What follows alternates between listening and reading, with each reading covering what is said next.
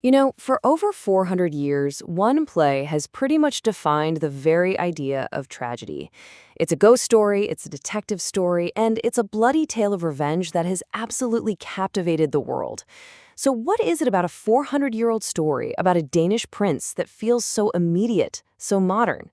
Today, we're going to dive into the masterpiece that is William Shakespeare's Hamlet. All right, so picture this. We're on the freezing, windswept battlements of Elsinore Castle in Denmark. And let me tell you, the guards are absolutely terrified. Because for 2 nights in a row, they've seen an apparition.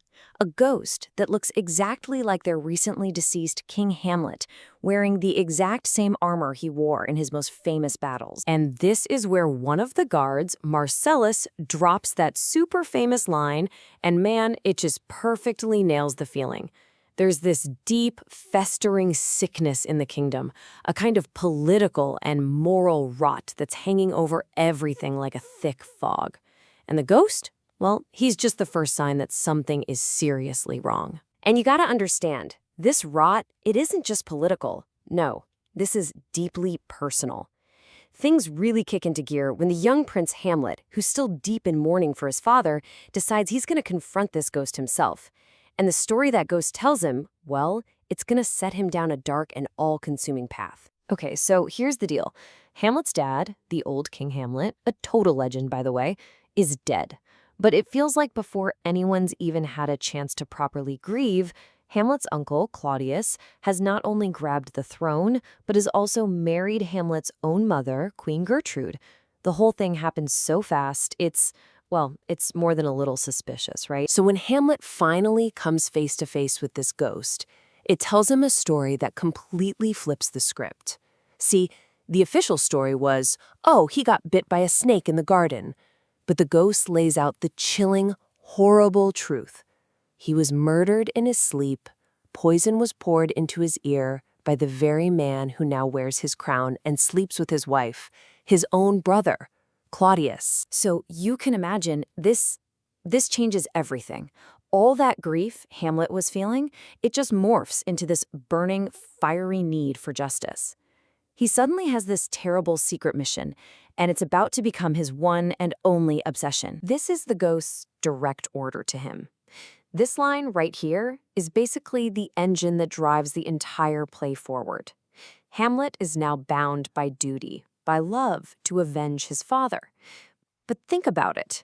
How on earth is a prince supposed to prove that a sitting king is a murderer? Hamlet's answer is to stage a performance, a really dangerous one. He decides he's going to put on what he calls an antic disposition. Basically, he's going to pretend to be completely, utterly insane.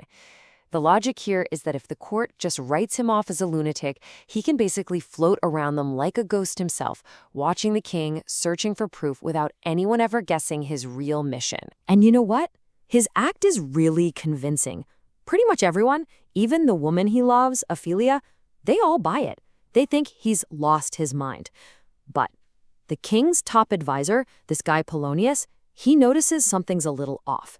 He feels like behind all the crazy talk and bizarre behavior, there's some kind of logic, a method to the madness. But carrying this weight, this mission, it really starts to take a toll on him. And this brings us to probably the most famous moment in all of literature, where Hamlet's fake madness starts to feel an awful lot like real despair.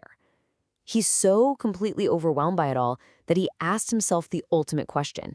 Is it better to exist and suffer or not exist at all? Now, this isn't just a simple question about suicide. It's way deeper. It's this profound philosophical wrestling match he's having with himself. He's weighing the pain of living against the absolute terror of what might come after death. And in the end, it's that fear of the unknown, that undiscovered country, as he calls it, that just paralyzes him. And that right there, that's the heart of his famous inaction. Okay, so after all that heavy soul-searching, Hamlet finally decides to stop thinking and start doing. He comes up with this plan that is both brilliant and, honestly, super risky to get the proof he so desperately needs. And what's his weapon of choice? A theater troupe. Yeah, when a bunch of traveling actors just happen to show up at the castle, a light bulb goes off for Hamlet. He realizes, hey, I can't just point a finger at the king, but maybe art, maybe a play can lure the truth out into the open. He calls the whole scheme the mousetrap, and the genius of it is just how simple it is. He gets the actors to put on a play for the entire court. But here's the twist. Hamlet has written a new scene himself, a scene that reenacts the murder just like the ghost told him. The stage is basically his little experiment, and Claudius's reaction? That's the only data he needs. And oh boy, does it work. The second the actor on stage mimics the murder, pouring poison into the ear of the player king, Claudius just loses it. He leaps to his feet, starts screaming for light, and storms out of the hall. Bam. In that one moment, his guilt is on full display for Hamlet to see. The mousetrap just snaps shut. But this huge win for Hamlet is also what sends the whole story spiraling into tragedy. So right after the play, Hamlet goes to confront his mother, Gertrude. He hears a noise behind a tapestry, and thinking it's Claudius spying on them, he just whips out his sword and stabs right through it. But it's not the king. It's that nosy advisor, Polonius. And that mistake, that is the absolute point of no return. Killing Polonius, even by accident, is like knocking over the first domino. It sets off this horrific chain reaction of death and disaster that's going to take down the entire Danish court. And the fallout is just immediate and catastrophic. First, the murder sends Polonius's daughter, Ophelia, into this heartbreaking spiral of madness, and she ends up drowning. That, in turn, brings her brother Laertes storming back from France, breathing fire and wanting revenge for his father and his sister. And of course, Claudius, who is a master manipulator, sees his chance. He points all of Laertes' rage right at Hamlet. Okay, the final scene, it's just a masterclass in complete and total devastation. The plan is a rigged fencing match, but it goes wrong in almost every way imaginable. Queen Gertrude accidentally drinks a cup of poisoned wine that was meant for Hamlet. Laertes manages to wound Hamlet with a poisoned sword, but then in the scuffle, they swap swords. Now Hamlet has the poisoned blade, and he wounds Laertes back. As he's dying, Laertes confesses the whole plot, and with his last ounces of strength, Hamlet finally gets his revenge, forcing the poison down the king's throat before he collapses and dies himself. And then, silence. The stage is just littered with bodies. The entire royal family is gone. So after all that carnage, you have to ask, why?